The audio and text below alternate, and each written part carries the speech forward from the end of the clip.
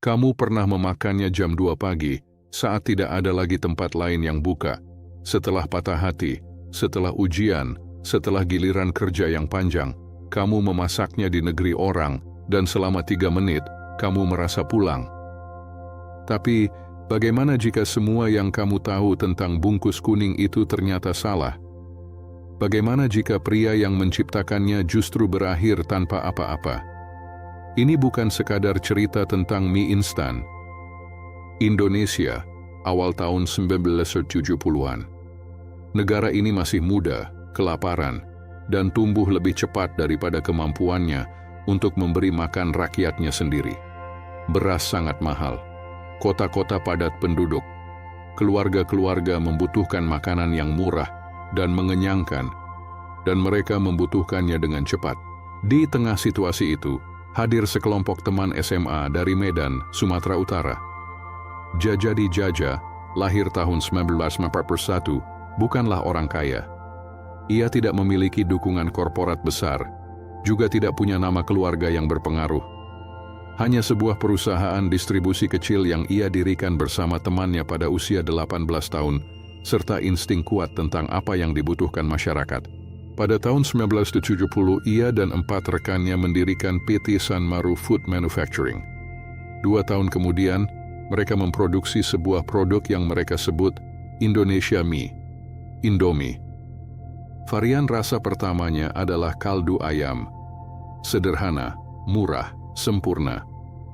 Pada tahun 1982 hadir rasa kari ayam, dan pada tahun 1983 yang mengubah segalanya, mie goreng. Tanpa kuah, hanya bumbu mie 2 menit.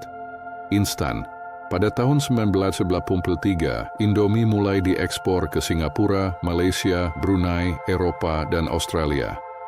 Produk yang dibuat di Medan ini memberi makan para migran Indonesia yang rindu rumah di Rotterdam, mahasiswa di Sydney, serta keluarga-keluarga di seluruh kawasan yang telah menemukan makanan pemberi kenyamanan mereka.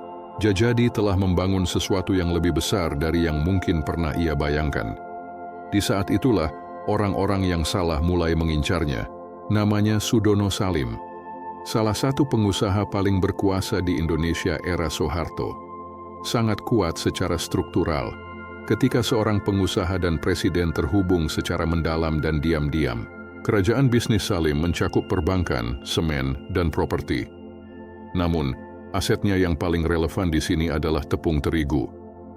Melalui Bogasari, Salim Group menguasai produksi tepung terigu. Jika kamu membuat mie instan, kamu membutuhkan Bogasari. Dan pada tahun 1982, Salim meluncurkan Sarimi. Ia menawarkan kemitraan kepada Jajadi terlebih dahulu. Jajadi menolak.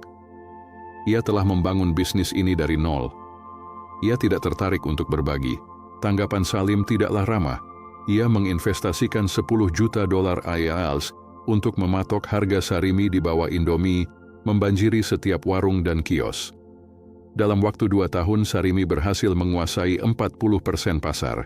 Jajadi kini dihadapkan pada pilihan yang sebenarnya bukan sebuah pilihan. Pada tahun 1984, ia menerima kemitraan tersebut. Mereka membentuk PT Indofood Interna Corporation. Jajadi memegang 57,5% saham. Salim memegang 42,5% saham. Di atas kertas, itu tampak seperti kompromi yang wajar. Namun di Indonesia era Soeharto, pertanyaannya bukanlah apakah keseimbangan itu akan bergeser, melainkan kapan. Antara tahun 1984 hingga 1993, kisah ini berjalan sunyi. Tidak ada konfrontasi yang dramatis. Tidak ada satupun momen pengkhianatan yang mencolok. Hanya pergeseran kendali yang lambat di tingkat birokrasi dan berkas. Jenis pergeseran yang mustahil untuk disadari sampai semuanya sudah terlambat. Pada tahun 1993, kelompok usaha Jajadi mengalami kesulitan keuangan. Yang diketahui pasti adalah hasilnya, ia didepak keluar.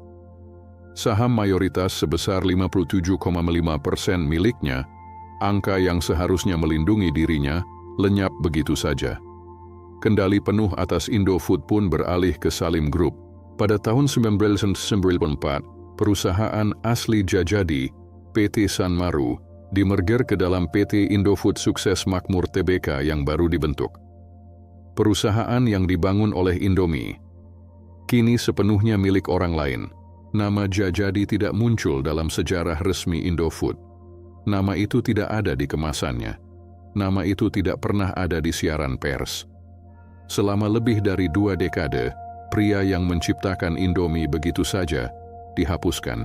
Ia tidak tinggal diam begitu saja. Pada bulan Desember 1998, Jajadi mengajukan gugatan hukum. Ia mendakwa bahwa dirinya telah dipaksa untuk menjual sahamnya. Ia menuntut ganti rugi sebesar 620 miliar rupiah. Di pengadilan menolak gugatan tersebut. Jadi ia melakukan satu-satunya hal yang tersisa. Ia membangun kembali. Pada Mei 1993, tahun yang sama saat ia didepak keluar, Jajadi rupanya telah diam-diam mendirikan PT Jakarana Tama. Dan dari perusahaan itulah lahir Mie Gaga. Mie Gaga tidak pernah merebut posisi puncak dari Indomie. Namun merek ini berhasil menembus jajaran 5 besar mie instan terlaris di Indonesia. Pria itu masih tahu betul cara membuat sesuatu yang ingin disantap oleh orang banyak. Agustus 2023, sebuah video TikTok. 1 menit 44 detik. Video itu menceritakan kisah Jajadi, masa pendirian, pendepakan, gugatan hukum, hingga merek rivalnya. Dan seketika masyarakat Indonesia dibuat heboh, kisah itu menyebar luas.